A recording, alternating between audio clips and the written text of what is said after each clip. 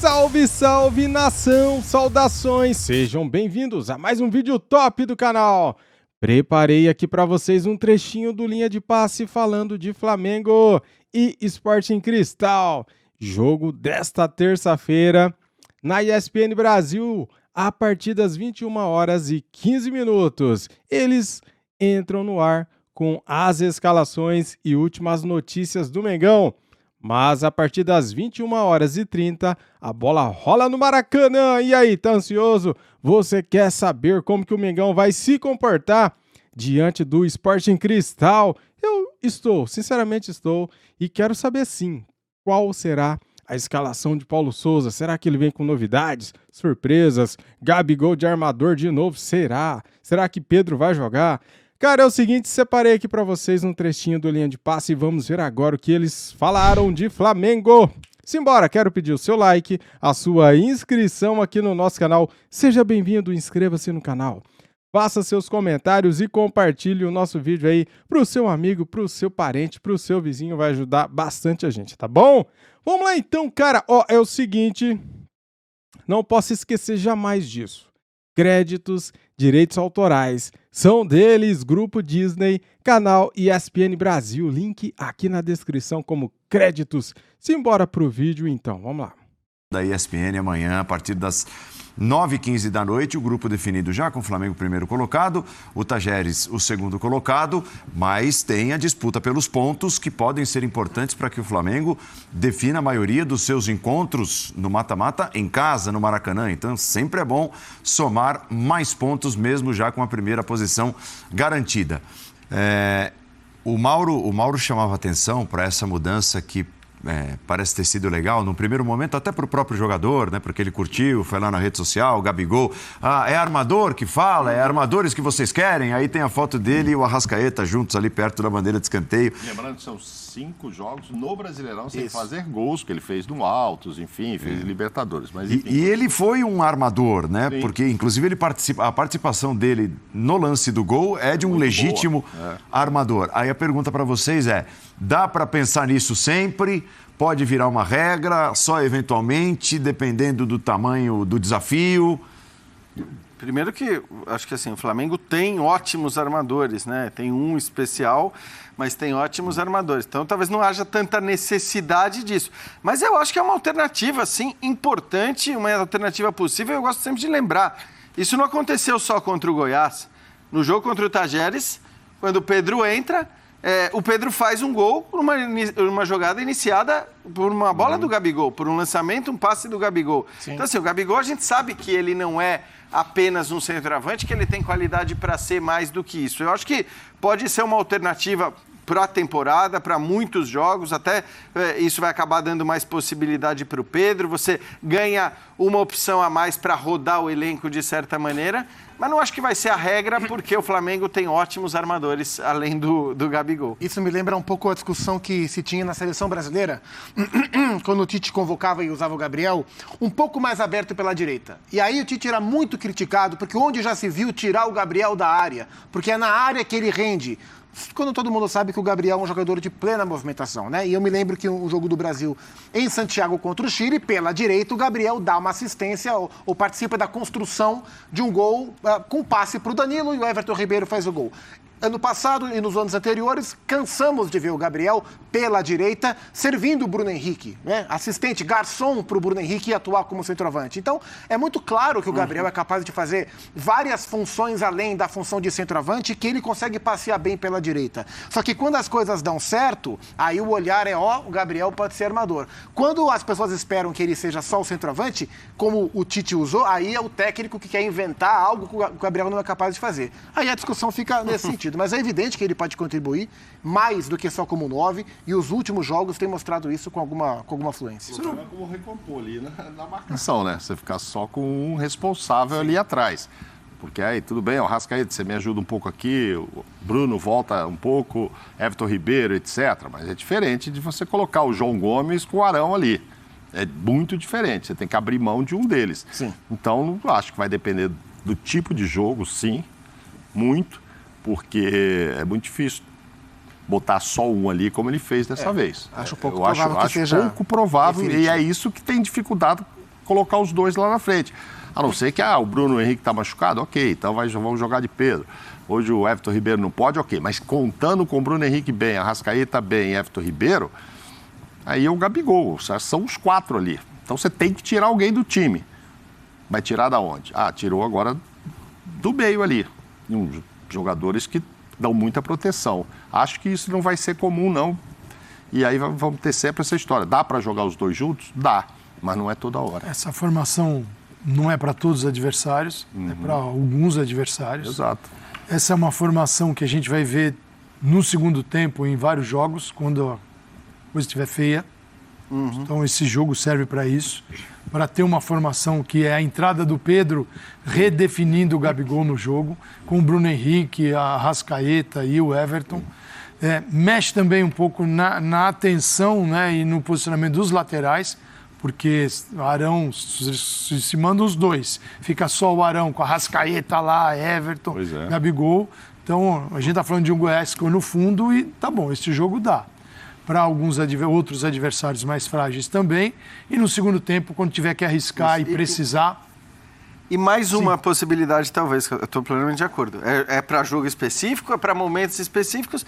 E aí, dependendo do rendimento do Gabigol nesses momentos, e a gente está falando já de 2 jogos em que ele foi importante jogando assim, a gente lembra também que o Flamengo vai perder o seu armador principal, aquele que foi, né, o alvo até da brincadeira do Gabigol no Instagram e tal, vai perder o seu armador principal em vários momentos da temporada, porque ele faz parte da seleção uruguaia. Então, o Gabigol pode também vir a ser uma alternativa, embora ele costume cair mais para o lado, no jogo contra o Tajeres, o Gabigol jogou centralizado. Ele jogou às costas do Pedro e foi dali que nasceu o passe. E essa discussão, ela só é... Perdão. Ela só é recorrente nesse momento porque o Pedro sobe de crescimento. E acho que esse é um ponto importante. Porque antes a discussão era por que é que o Pedro não joga? Porque ele estava mal. O Pedro começou mal a temporada, né? Então, a partir do instante em que o Pedro começa a jogar um pouco melhor, volta a se tentar encontrar um espaço para ele. E aí, para um jogo contra o Goiás do Jair Ventura, que ia ficar lá atrás, a alternativa foi só o Arão e todo mundo... Só aproveitando que o Jean disse, é o seguinte, são muitos momentos que não vai ter o Arrascaeta. Serão 15 dias agora, aí o Pedro tá voando, dá certo, tararau, volta o Arrascaeta, o Pedro tem que sair. A próxima brecha é só setembro, amigo.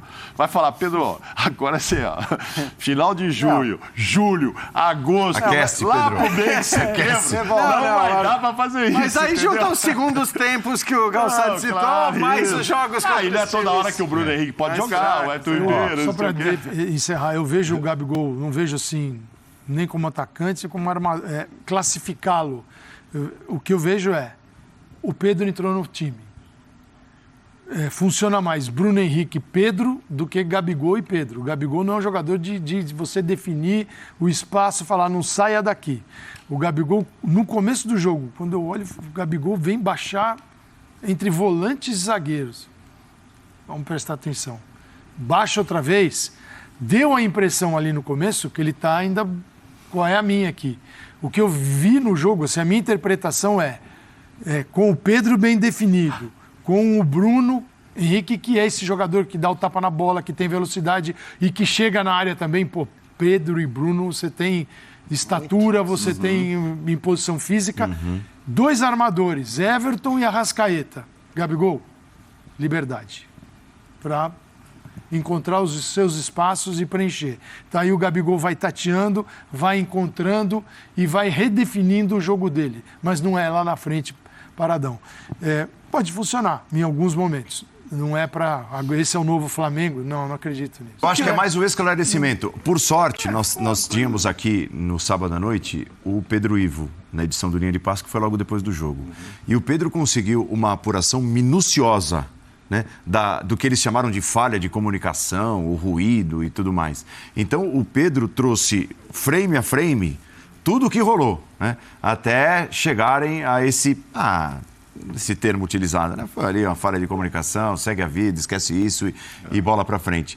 Então, pelo menos assim, se você for procurar, você fã de esportes, no nosso site, nas nossas redes sociais, coloque lá a apuração do Pedro Ivo, você vai encontrar o passo a passo desse mal entendido, né? Como foi chamado o Flamengo por eles. tem mostrado em 2022 que ele tem administrado as suas crises, e não foram poucas na temporada, de uma maneira menos competente do que a gente estava acostumado a ver nos últimos anos. Talvez porque menos crises foram expostas, né? Porque são muitas. É crise de adaptação dos jogadores ao técnico, é crise no departamento médico, é crise porque o dirigente vai levar torcedor para cobrar jogador, é crise porque o dirigente emprega torcedores organizados dentro do seu gabinete na Câmara dos Vereadores. São muitas crises, né? E o Flamengo vai tentando equilibrar os pratos dessas crises com resultados. Então, eu acho que não há resposta. Se agora que eles falaram que está tudo bem, vai ficar tudo bem. Porque se o Flamengo não vencer os jogos, se o modelo do Paulo Souza voltar a ser questionado, se a relação dele com os jogadores como um todo, com os líderes em especial, que foram chamados pelo Diego Alves para essa acariação que existiu na última semana no Ninho do Urubu, se essa relação não for solidificada de maneira definitiva, na próxima derrota a crise vai voltar. Né? Porque a gente tem visto um Flamengo, eu até já usei essa expressão na nossa programação, é um Flamengo com a casca de 2019, mas com o recheio daquelas gestões da época que o Flamengo não ganhava nada, lutava para não cair, que era uma zona, que era uma bagunça. Então, a roupa tá bonita, mas o recheio não tá interessante. Então, se não ganhar, se não vencer, as crises voltarão à tona e a relação do Paulo com os jogadores voltará a ser discutida, mesmo esse caso envolvendo um jogador que não atua, que é o Diego Alves. Então, que aliás é impressionante, né, Gustavo, o quanto